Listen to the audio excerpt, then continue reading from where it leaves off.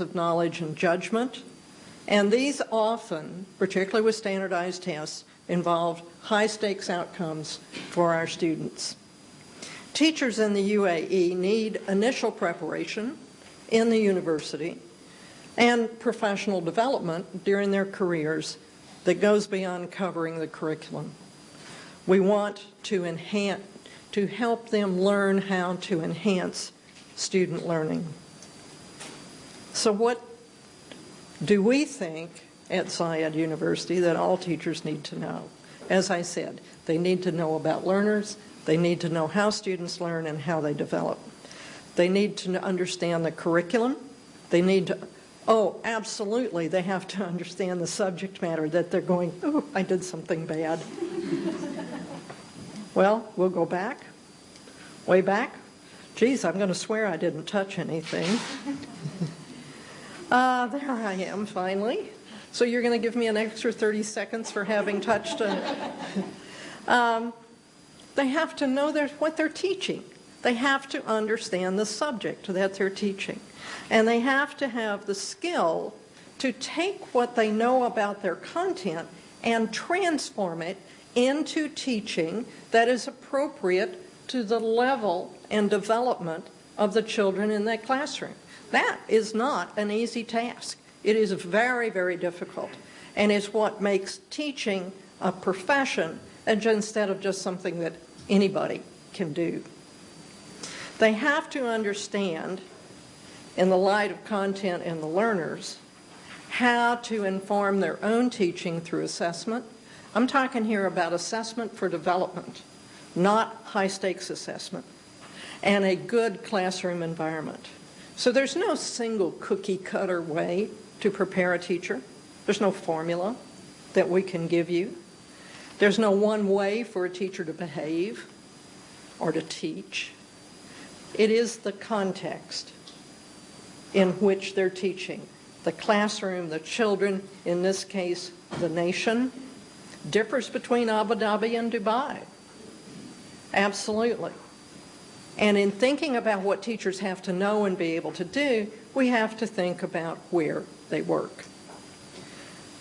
The goals of pre-service education, we want to give our beginning teachers the core knowledge, skills, broad understanding, and help them succeed in that classroom that very first year. Give them the base for continued learning and improvement throughout their career. You don't learn everything you need to know in your initial teacher preparation. What you do is set the scene for continued professional development. And when we work with experienced teachers, we want to assist them to learn new knowledge. We have research that tells us more things all the time about how we learn and how we develop. We want them to develop their skills in ways that they can put them to use immediately in their classrooms. And the overall goal here is for every teacher to teach in ways that optimize learning for every student in that classroom. Now, there's an interesting study that was done in Chattanooga, Tennessee in the U.S. that looked at what good teachers have in common. They state expectations for their students very clearly. They tell them what they want them to be able to do, what they have to know.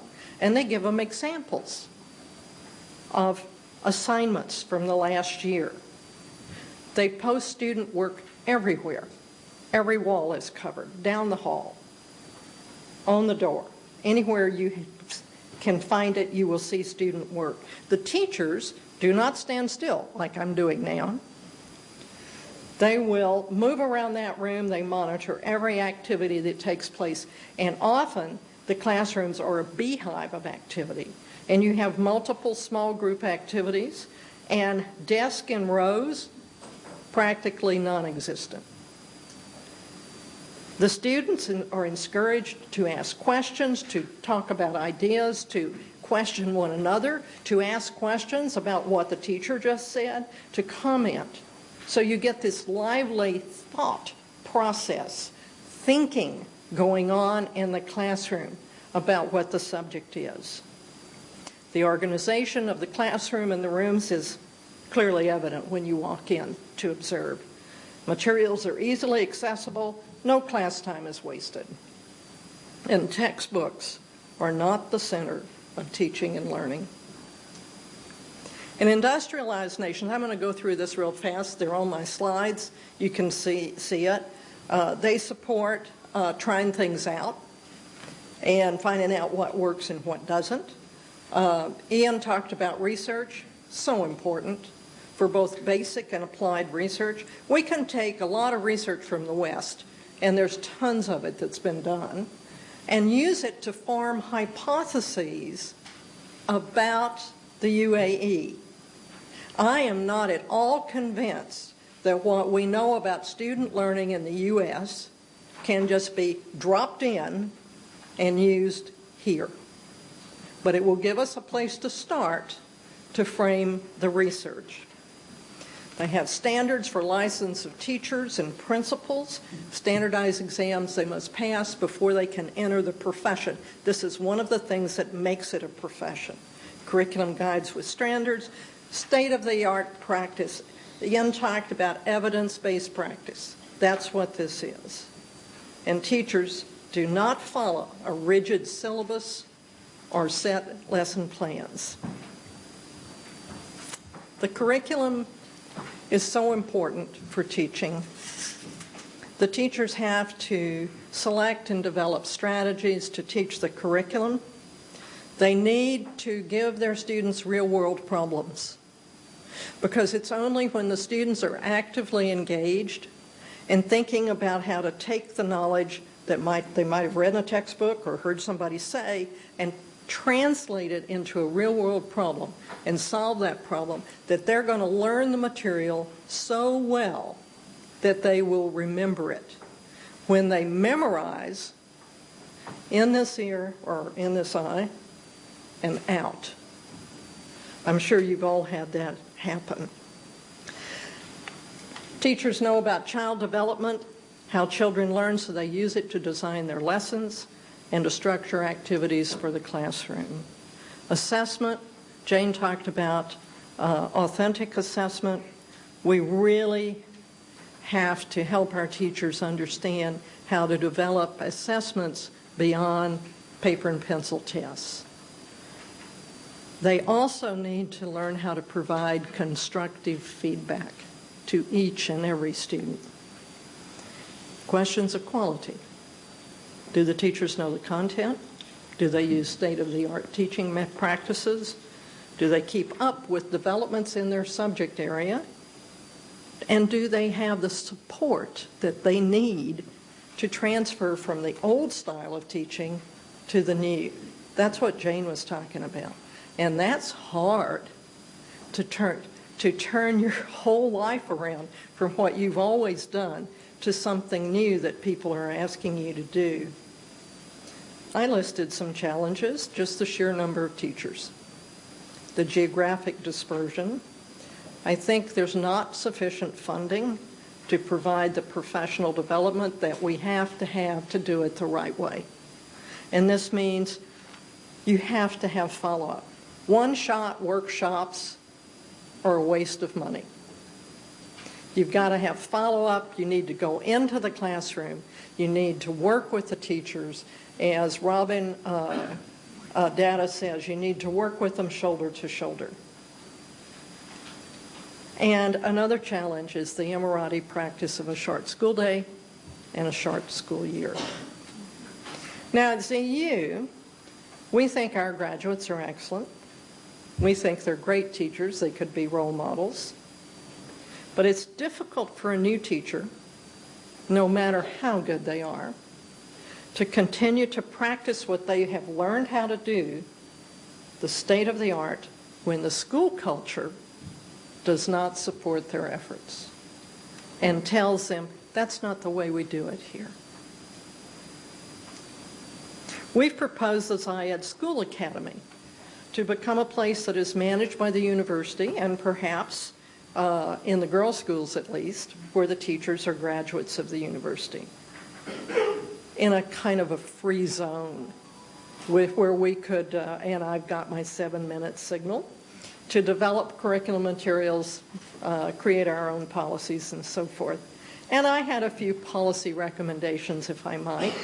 Licenses, recognition that educators are professionals, a research and development center, and teaching in Arabic. Our graduates, we teach our graduates in English, but they go to the school and teach in Arabic. And so the teaching in Arabic is a critical part of what we need to work on. We also need to work on how to teach Arabic. And I think perhaps one of the most important things we could do is pay attention to what our students have to tell us. Thank you. Thank you, Peggy. Jill?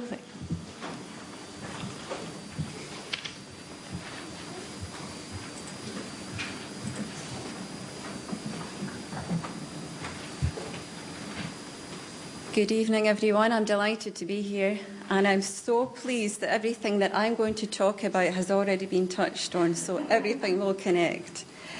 Peggy talked about the importance of context, and that's what my focus will be, and I also call it the chalk face. We work with CFBT, we work in teams in schools, probably 4, 5, maybe 6 people if it's a large secondary school, in schools, shoulder to shoulder with the teachers.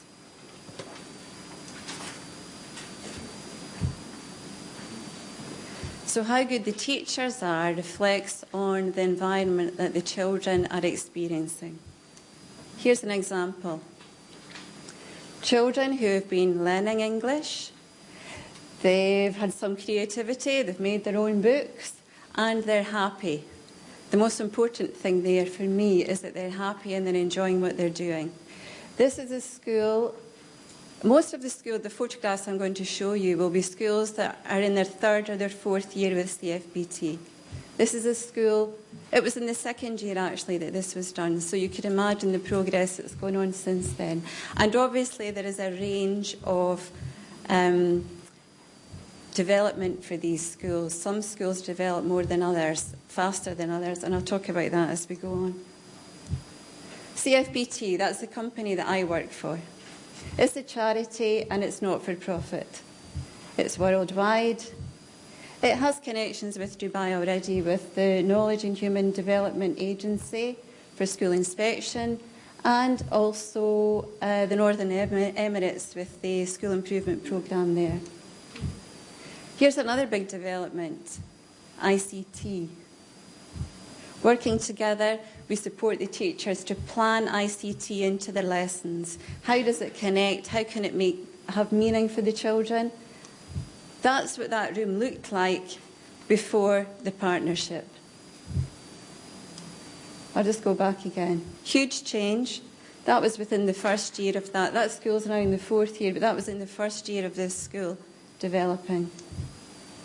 Abu Dhabi Education Council have invested a lot of money in the infrastructure of the schools. A lot of the schools, the maintenance was really poor, and a lot of money has been put in to support the teachers in trying to develop a really good learning environment. So Abu Dhabi Education Council, the project started in 2006.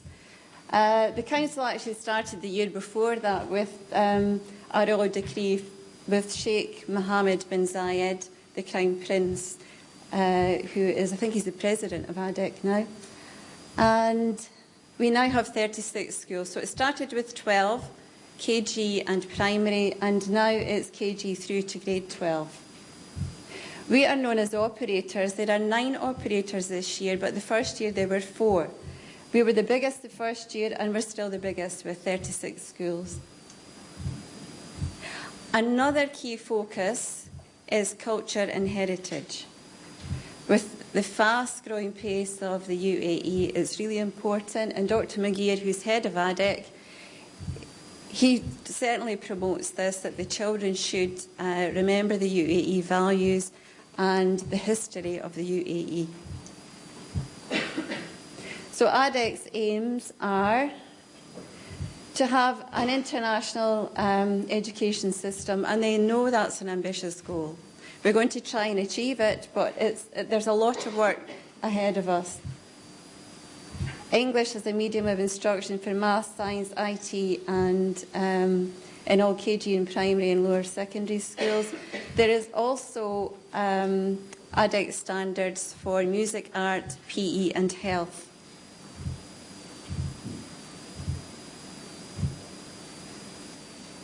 The ADEC standards are based on the New South Wales curriculum in Australia, similar to any Western society curriculum standards.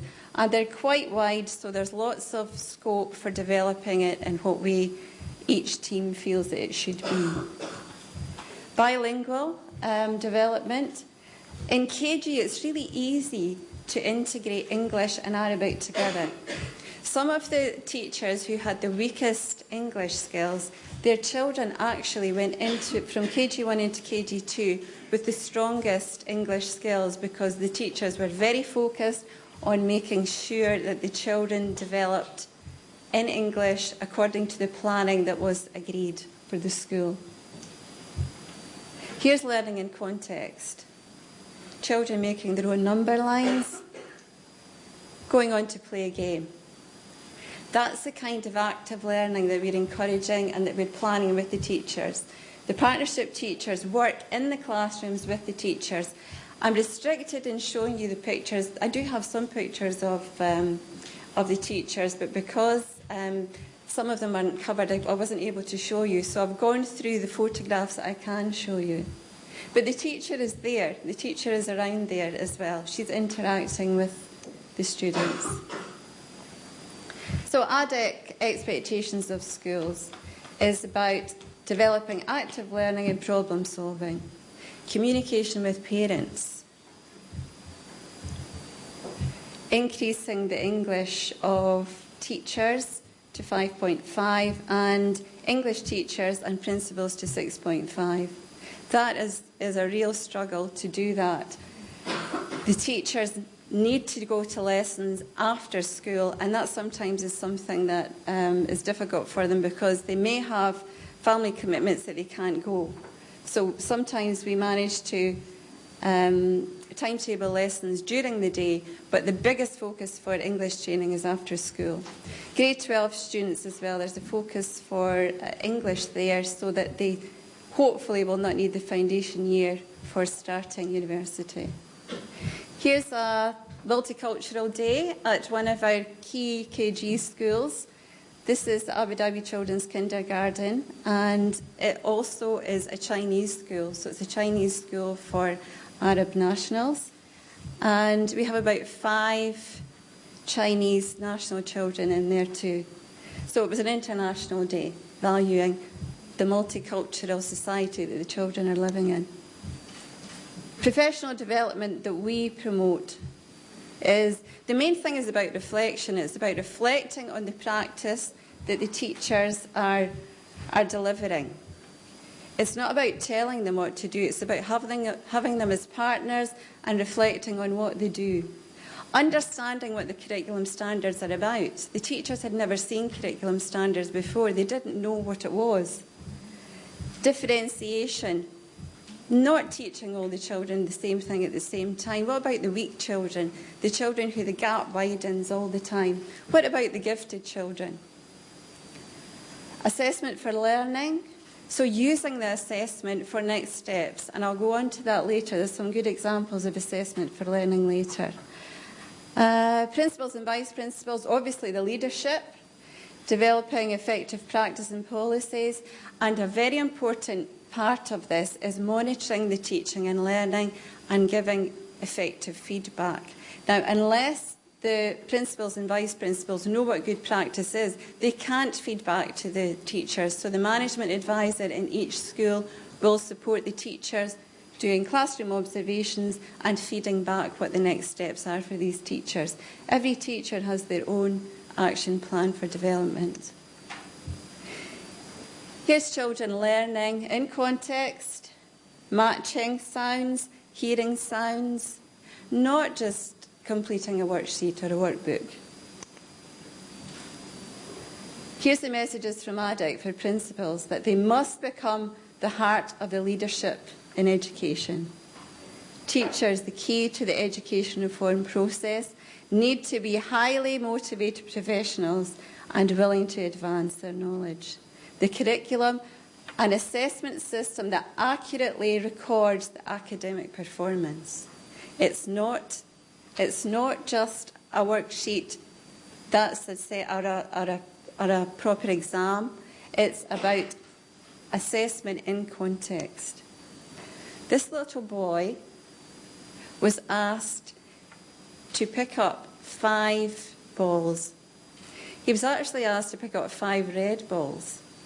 Now, teachers, when they're interacting, can record, and they have portfolios, can record the progress of the children, but it's about active teaching and learning. It's not about the teacher standing or sitting away from the children.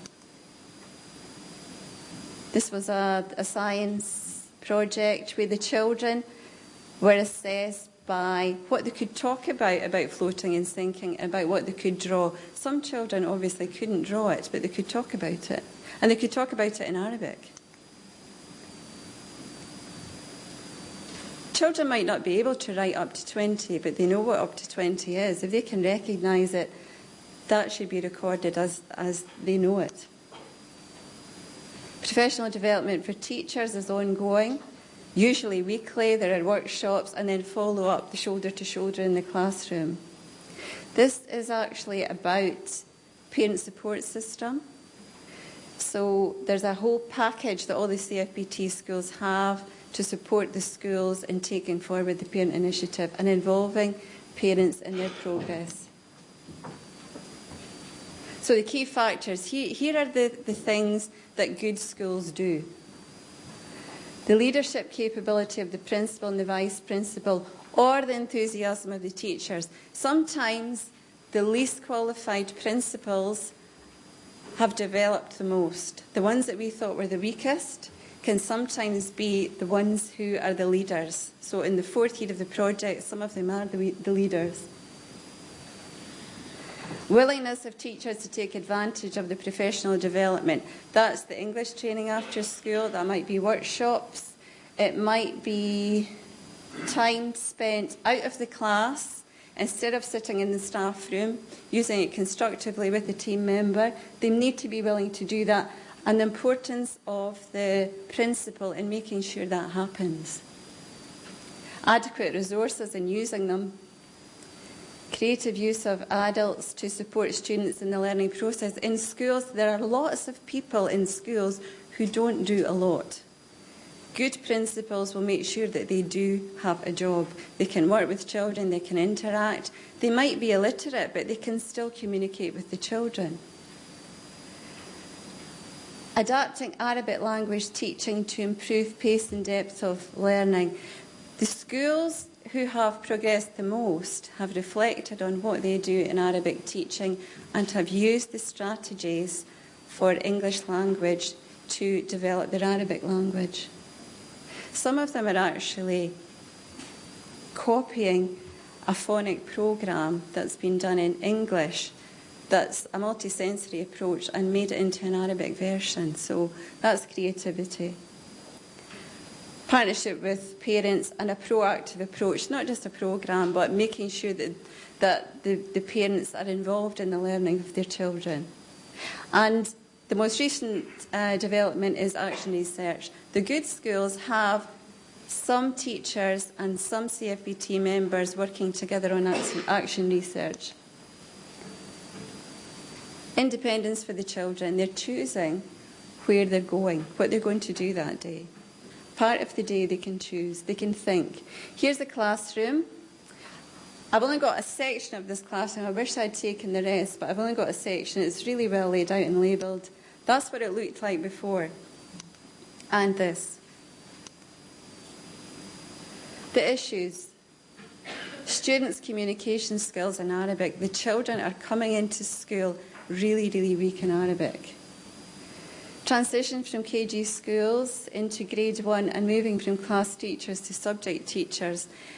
In KG, because they have classroom teachers, there can be an integrated approach to the curriculum. But as soon as they go into the primary schools, the children go to subject teachers. So you've got perhaps 6-year-old boys going to English teacher, moving on to Arabic teacher and so on. It doesn't fit with the support that these children need. Meeting the needs of all students, that's the weak students and the gifted. Attainment levels of boys, when you compare the attainment levels of boys, they're much further behind than the girls, especially in English language. Additional support for early years, that's using the staff who are already in the school, or perhaps the emeritisation programme to promote learning assistance. And finding good quality Arabic resources, that's a really difficult thing to do. More investigative work. Developing the book of the week, the same can be done in Arabic and is done in Arabic in that classroom. If you look at the children there, not the whole photograph is there, but there were about 5 children not paying attention there in that circle. This was at the start of the project. In a group, all the children can interact. In a big whole class of sometimes 22, sometimes 25 children, the teacher can't interact the same. She needs to interact at the table in groups or on the floor. So next steps,